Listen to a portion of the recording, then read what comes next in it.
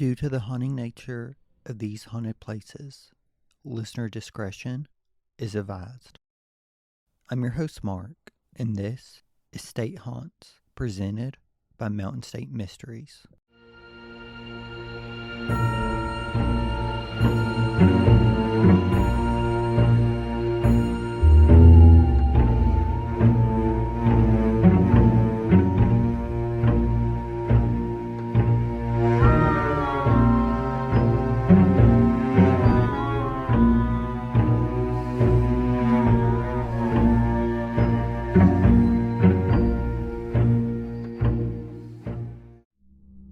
Today, I want to tell you about the legend of the Wizard Clip, a ghost story that took place in Middle Way, West Virginia in the 1820s. Middle Way, West Virginia may be a forgotten place today, had it not been the center of supernatural occurrences reported there in the late 18th century. The legend of the Wizard Clip is preserved in lore and in Catholic literature as a testament of the power of the Christian faith. One of the earliest residents who arrived when Middle Way was known as Smithfield was 33-year-old John Adam Livingston, a native of Lancaster, Pennsylvania, where he had made his living as a farmer. In 1771, his father died and he inherited 3 parcels of land, 203 acres, 50 acres, and 97 acres near Smithfield. His sister inherited another 180 acres adjacent. The two, with their families, relocated the next year. Livingston took along his wife, 3 sons, and 4 daughters. Livingston was no stranger to unexplained events. In Pennsylvania, the family had to live with a curse, experiencing mysterious deaths and disappearances of livestock, blighted and failed crops, disappearances of objects and possessions, along with scratching and odd sounds in the house. They expected to find some relief in Smithfield, but it was not to be. On a stormy night in 1794, a middle-aged stranger who appeared to be a traveler arrived on the Livingston property, and the family took him in.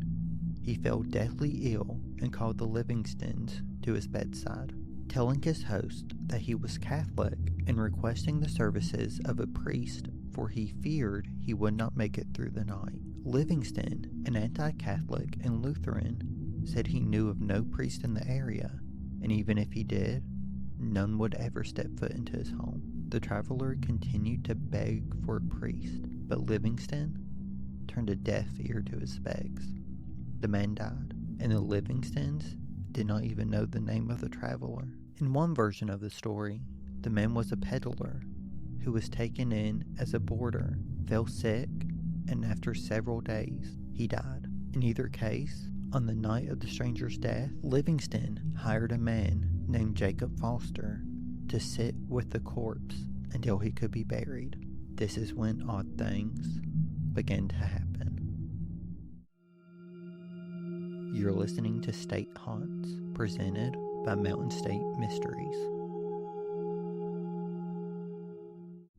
The candles in the room flickered and went out, leaving Foster and the corpse alone in the dark. The candles were lit several times, but every time they would flicker and go out. Livingston brought in 2 candles from the living room, but they too went out as soon as they were lit. Foster became spooked and ran out of the house. The body of the traveler was buried on the Livingston property. The following night, the peace of the household would be interrupted by the sound of horses pulling wagons, galloping around the house. The Livingstons would look outside, but nothing could be seen. Livingston's sleep was disturbed throughout the night. He rose repetitively and went outside, but he still saw nothing. The house sounds were just a start to the relentless barrage of mysterious phenomena targeted at the Livingstons. Within a week, his barn burned down and all of his cattle died. His turkeys, chickens, and geese were found decapitated, with their legs cut off. Some of the instant decapitations were witnessed. Pottery and crockery inside the house were thrown around by invisible hands and smashed. Pieces of burning wood and balls of fire were thrown from the fireplace and rolled across the room. Money vanished. A phantom rope appeared stretched across a road near the Livingstons that caused horses to stop in their tracks. When the sound of clipping started, as though someone was wielding a large pair of scissors, in a single night, clothing, blankets, sheets, curtains, leather boots, and saddles were snipped into ribbons or crescent moon shapes. Even if they were locked up in closets, the clipping sound went on day in and day out, around the clock, non-stop, for more than 3 months. News of these strange ongoings swept the countryside, and curious people came to witness the phenomena for themselves. One woman wrapped up her new black silk cap and put it into her pocket to avoid the supernatural cuts. But when she left the Livingston's house, she found that her cap had been cut into narrow ribbons. The troubles went on and on. Livingston's health deteriorated in the unrelenting barrage. He believed that he was under attack by the devil and took to reading the Bible and praying, but to no avail. He tried to find relief through ministers and various denominations, but though they tried, they were unable to stop the activity. He then sought help from a Pennsylvania Dutch faith healer at South Mountain, better known as Boucher, who asked to be paid. Livingston told him he would pay him nothing up front, but would pay double if the man was successful. The man declined. 3 young men from Winchester came to confront the devil, only to run away when a large stone from the fireplace began to fly around the room. Then one night, Livingston had a dream that seemed to bring him a solution. You're listening to State Haunts, presented by Mountain State Mysteries. In the dream, he was having a great difficulty climbing a high mountain. At the summit, he saw a beautiful church and an imposing man dressed in a robe, and he heard a disembodied voice say, "This is a man who can relieve you." The dream was so distressing that Livingston was groaning in his sleep, and his wife woke him up. He told her about the dream and said that he would find the man in the robe. The next morning, Livingston set out for Shepherdstown to find a minister who dressed in robes. He was advised by a man named Joseph Mingahini that such description could only fit a Catholic priest, that he should visit Richard McSherry's family, who lived about 4 miles from the Livingstons. The McSherrys were Catholics and often provided hospitality to a priest when he made his rounds in the area. Miss Anastasia McSherry told Livingston he could find the priest in Shepherdstown the following Sunday. The town had no Catholic church, but traveling priests came to give mass in a large room belonging to a local family. Livingston returned to Shepherdstown as directed. When he saw the priest in his vestments, he broke down into tears and exclaimed, "This is the very man I saw in my dreams. He is the one the voice told me would relieve me of my troubles." As soon as the service was over, Livingston approached the priest, Father Dennis Cahill, and spilled his woes. Instead of agreeing to help, the priest just laughed at him and said that his neighbors must be playing a joke on him. The McSherrys and Mingahini introverted, persuading Cahill to pay a visit to the Livingston home. Cahill finally agreed. They converged on the household, where they heard persuasive, corroborating testimony from the Livingston family, neighbors, and friends. Cahill prayed and sprinkled holy water around the house. The mysterious clipper returned money taken from the locked chest by depositing it on the door sill between the priest's feet. The spirit did not leave the house, however. The house was quiet for a few days, but then the clipping sound resumed. Cahill returned and conducted a mass. The mysterious visitor departed and did not return. Livingston was profoundly changed by this experience and converted to Catholicism. Cahill reported the case to his superiors, for in 1797, a 27-year-old Catholic priest known as Father Demetrius A. Smith, who was sent to investigate the strange events in Smithfield. Smith was born a prince, the son of German countess and Russian prince and ambassador to Empress Catherine the Great. Smith came to the United States to serve as a missionary and eventually gained his fame, the Apostle of the Alleghenies. Smith spent 3 months investigating the Livingston case.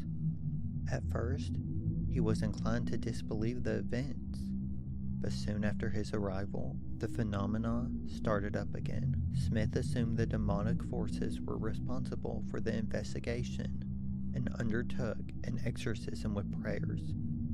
While he prayed, the sounds of horses and rumbling wagons increased in volume and filled the entire house. The priest was so rattled that he stopped the exorcism. Smith knew he couldn't handle this alone, so he went and got Father Cahill, and the two priests gathered the family to pray and commend the evil spirit or spirits to leave. Peace finally descended on the household once again.